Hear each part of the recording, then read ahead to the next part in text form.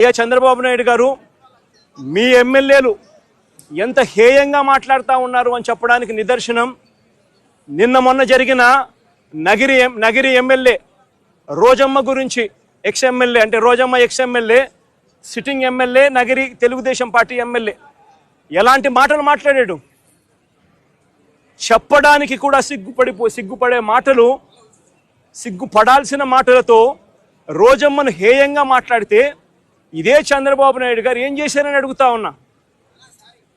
మొన్న ZP chairman హారికమ్మ car ఆపి అద్దాలు పగలగొట్టి కర్రలతో దాడులు చేసి కారులో తాను తన మొగుడు ఉండగానే దుర్భాషలాడుతూ అన్యాయమైన తిట్టులు తిడుతూ వారి మీద దాడి చేయడం అన్నది మీ డిక్షనరీలో అర్థం ఏమిటి చంద్రబాబుని అడుగుతా ఉన్నా. మా మాజీ మంత్రి రజనమ్మ ఎంతటి దారుణమైన భాషతో మీ తెలుగుదేశం నాయకులు మాట్లాడారు అని అడుగుతా ఉన్నా. నేను అడుగుతా ఉన్నా, ఇవన్నీ జరుగుతూ ఉన్నప్పుడు మీ మంత్రుల ఇళ్లకు, మీ ఎమ్మెల్యేల ఇళ్లకు ఇదే మాదిరిగానే మా వాళ్ళను కూడా పంపించి హత్య చేయించే కార్యక్రమం మొదలెడితే రేపొద్దున రాజ్యాంగం అనేది బతుకుతుందా అని అడుగుతా ఉన్నా. రాష్ట్రంలో లా అండ్ ఆర్డర్ అనేది ఏమైనా ఉంటుందా అని అడుగుతా ఉన్నా.